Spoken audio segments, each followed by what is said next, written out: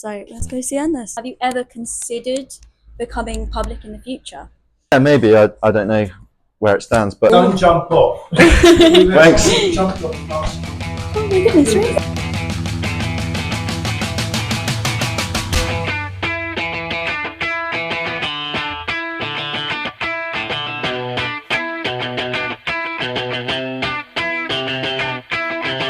Can't stop, addicted to the shindig.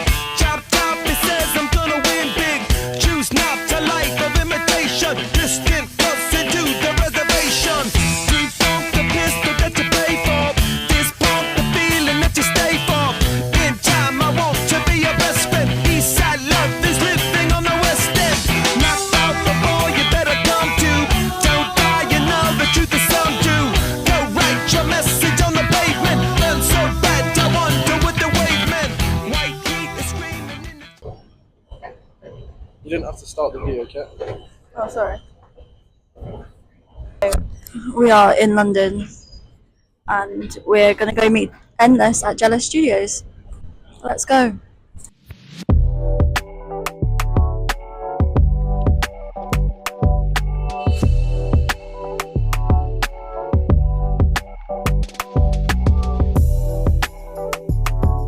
That's Jealous Studios just there.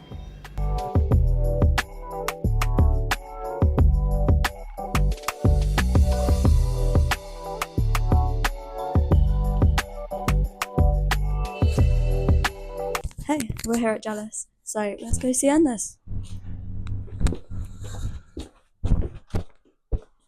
Hey Endless, hi.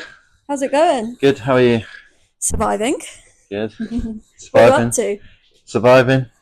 Surviving as per usual. Yep. What are you up to? Finishing these prints. Oh, cool. So, with hand finishing, why is it so important to you? When you do a print run, you do about 25, 35, whatever you're doing. But with the hand finishing, you're making them all individual. So I'm putting like a unique touch to each print. Does it get hard for you on the same print to keep coming up with new ideas? Go with the flow, what I think looks good for each one, and I have different ideas for each one. I'm using stencils, pens, spray paint, freehand. So there's enough to do on each print that's slightly different. So, explain the concept behind the piece we have here. This one is Prince Charles before he was king, and it's kind of like showing him as this kind of fashion icon, because the Queen was the original fashion icon. So I moved it onto Prince Charles, and then he's become king. So kind of made sense. So got Gucci, Burberry, and that's a military outfit that he's wearing. And then there's loads of swirls, and the pattern in the background, the gold parts, are from a print that I did with Liberty, where it got sprayed on the Liberty shop in London. So that's coming through in places as well. Yeah, talking about Liberty, you did the storefront window, didn't you? Yeah, How I did did. that even come about? So the head of Liberty saw my street art on the street, contacted me, liked what I was doing, and then we waited a few years, and they did a celebration of an anniversary of the punk movement, and they got me in to make something within the shop, in the shop window, and they let me spray on the outside of the shop for the first time. So yeah, they've never let anyone paint on the shop before. What sort of punk do you like? For me, punk means doing what you want, like being creative, taking something from nothing and making something happen. It's not always just a style of how you dress, it's like how you think and how you act. I think it's very British though. I think Yeah, it fits to suit your style very much. It is really British, but obviously it's gone around the world, but yeah, it's British. I agree. So you're stepping into the art ring with some heavyweights in the street art scene. Right. How would you size up the competition, and what do you bring to the canvas that no one else can? In the graffiti world, the street art world, there is always competition, and it's like who's getting up their name faster than anyone else. But for me, I never got into street art for competition. For me, it's just about doing what you want to do when you want to do it. So there's always going to be people that you think are better than you, that are worse than you, but you've got to stick to what you believe in and just go out and do it. And what was the other question? And what do you bring to the canvas that no one else does? I think every artist is unique. So anytime you do something, you are unique. But I'm always developing my ideas and thinking a lot more before I do things, and kind of putting different messages in. and I don't want to become too stale and repeat the same thing too much. So just my uniqueness. What do you think is your like iconic staple piece? I do a lot with the perfume bottles, so it's called Chapelle. It's like a take on Chanel, and that comes from the idea that we worship brands, and on Sundays we go to the shops instead of the churches. And then I bring that concept into most of my other work, where I'm like playing with brands or playing with recognizable shapes, and then I'm bringing it all together in a different way. But yeah, I think the perfume bottle is one of my iconic pieces. Specifically, when it comes to the Chapelles, why a skull Chapelle bottle as well? I think on those ones I was thinking about death, life, death, and how we worship things till we die. So our skulls, we all have skulls, so we can all relate to that. And we're all born, and then we worship, and then we die. That was the idea. So is that why you turned it into a perfume bottle as well? That's really cool. Yeah. I have it on the wall in the gallery, and I keep staring at it and keep wondering why the transition between the two. That's kind of the meaning, but any meaning you come up with is right as well. So we are at Jealous Studios today, and you used to be at Graphic. So why did you switch? Graphic Gallery, I did a show with them in 2016. It was one of my first exhibitions after doing street art for ages. But they don't really do prints. They're just a gallery. And then Jealous, it's got a gallery downstairs, but they do the best screen prints, digital prints. They're like a printmakers. So that's where we do all the prints. When you first stepped into the scene, did you ever feel like an underdog? And what was the turning point that made you feel like a contender in the art world? Again, I just do my own thing. So I didn't want to become part of a scene. I know there's the street art scene and you get put into a box, you're a street artist, but I just do my own thing. I'm not part of a clique or a gang or anything like that. So I never felt like an underdog. I always felt like an outsider. And I think street art is an outsider's art form, but now there's loads of groups within street art, but I'm still an outsider. That's interesting. I feel like isn't that kind of the point of street art, is to feel on the outskirts of the elitist art cliques. Yeah, I think that you have to be an outsider artist to do it properly, but now there's loads of cliques within the street art world, which I'm not part of. Who would you like to collaborate with the most? You've had some really cool collaborations. I don't really think of collaborations. Sometimes they'll come to me and it will feel natural, but I'm not doing the work to collaborate with someone. I just try and do my own thing, and then if something comes in and it feels right, I'll do it. So how did you actually get involved with Gilbert and George in the first place then?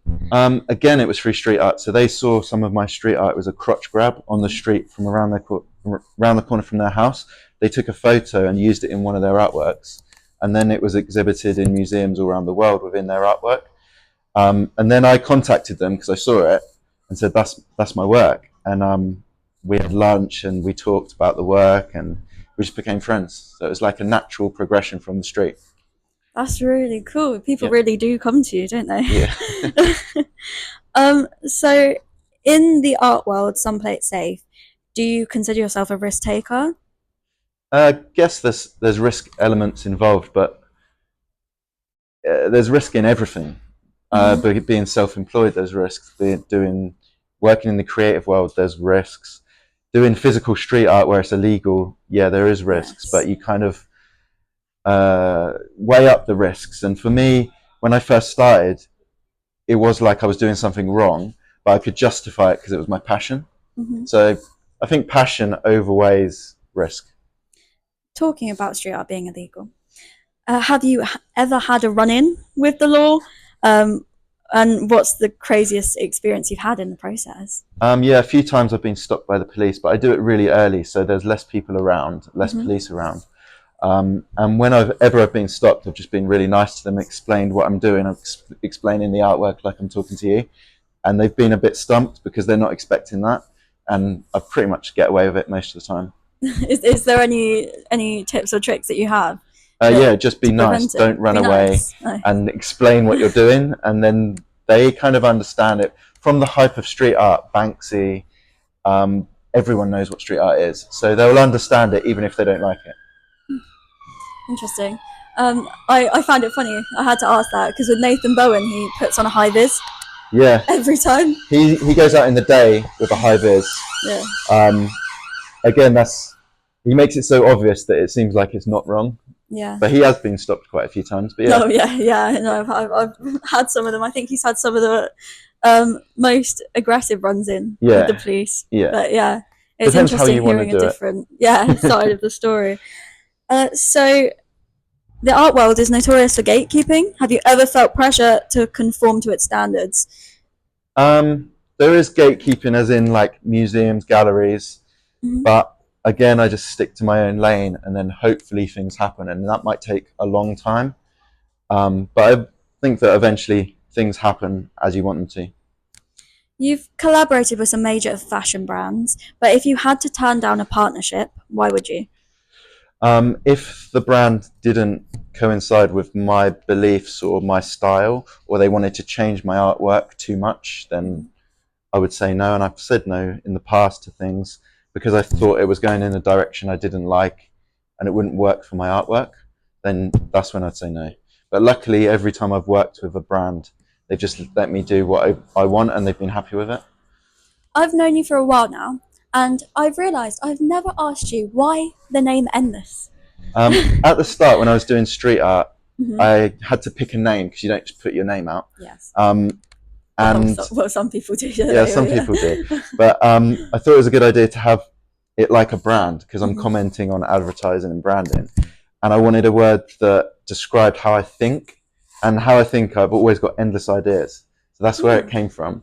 And then I used the word endless with other words like endless worship, endless branding, and you can use it in different ways. Yeah, I think it's really cool. Has there ever been a point where you thought, oh, I actually wish I picked something different? Or have you always been super confident with it? I think it's a good name. I think it describes what I do and how I think. So I think it's really good. So many street artists pick to be anonymous. Have you ever considered becoming public in the future? Yeah, maybe. I don't know where it stands. But when I wear the mask, it was originally because I was doing illegal street art, and I still am.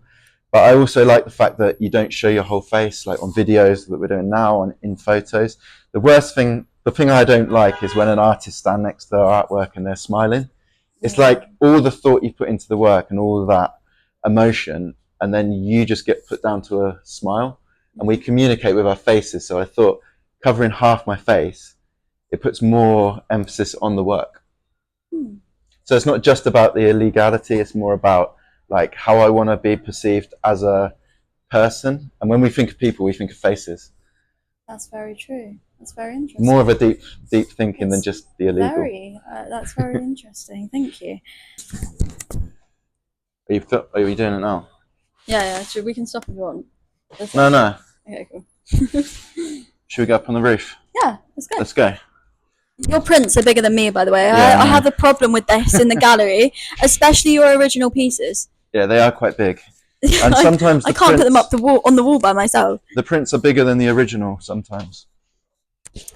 Yeah, and they're really good prices as well. Oh yeah, of course. It's one of the best parts. Especially. You alright?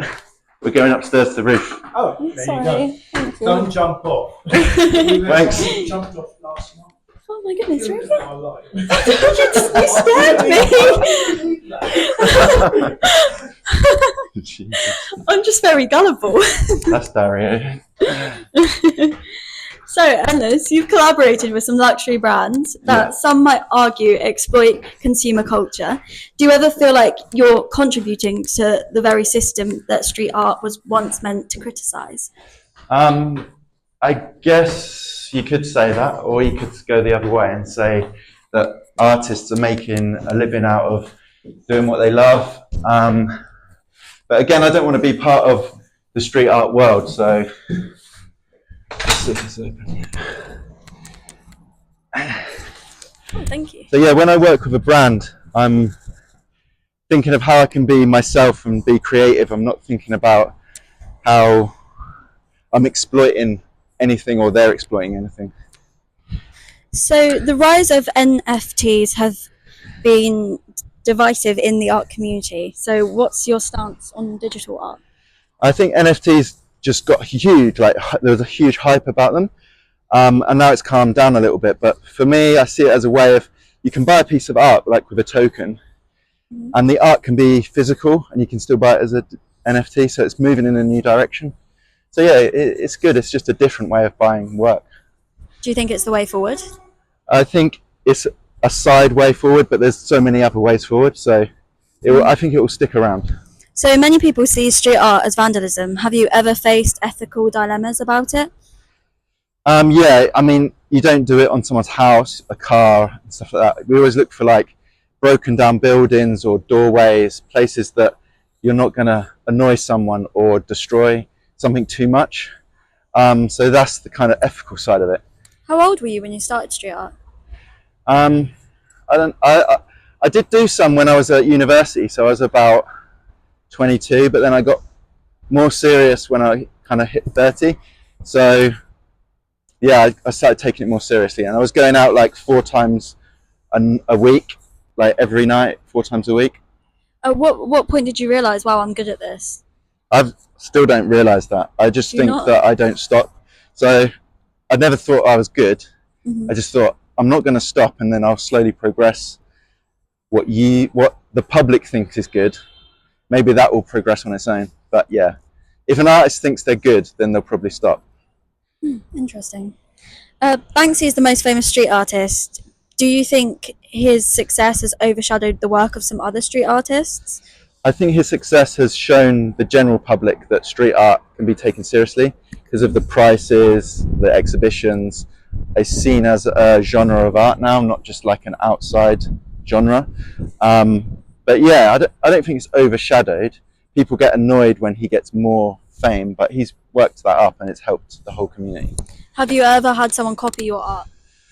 A few times, like around the world, they've copied designs, put them on t-shirts, things like that, but not my style, because my style changes slightly and I do a lot of layering. So to actually copy a painting would be quite hard. What is your sort of response when you see people copying? Is it flattering or is it more of an annoyance to you? I think it's more flattering if someone copies your work. I think they'll never get it exactly the same, and you shouldn't waste your energy on that. You should just try and make something different or something new. So lots of artists pride themselves on never selling out or collaborating with corporate brands. Do you think it's possible to stay true to your roots while working with bigger names? I think it's up to the artist and the style of work they make. Some people don't even make things on canvas. They do like performance art or something like that. And that might not go along with sort of like a brand. So it just depends on your work and what you want to do and how far you want to take it. What's been the best part of your career so far? I always think the best part is to come. I think what I've done so far is good, but I'm always learning where I want to go next. So this is something we've spoken about a lot. So the art world often praises controversial artists for pushing boundaries, but you never want to make anything controversial up, do you? I don't want to make work controversial for the sake of being controversial so that it makes sales. I want to make my work might end up being controversial in the future, but it will be a natural progression. I think artists that go and try and make things about war, saving the world, trying to be newsworthy and controversial, they'll only go so far, and that has its own path, but that's not what I want to do. There's lots of things that have been happening recently in the news, and you haven't really covered any of it with your art, have you? No, I think sometimes art can be a takeaway from all of that. You don't need to, you can watch the news and get all your information, and I get the same information you get, but if I put that in my artwork, it's just a copy of the news, and who knows if the news is right or wrong. We're only getting fed what we're getting fed. We don't know the real outcome. So then you're just using the news to make a sale of an artwork because it's on topic. So I'm trying to stay away from that, but my work does have meaning, depth, and it does touch on things, but not in like a pure way. I think people often think your work is controversial, but I think that's more of a reflection of themselves rather than you. Yeah, I think that's true as well. But again, it doesn't matter to me if it's seen as that or not. It's just what I want to make at that time. So what's next for you? Just carry on making new work and experimenting, pushing my ideas and making good prints. Great, cool. Thank you. So that's the day we'll end this done. Let's go back to the gallery.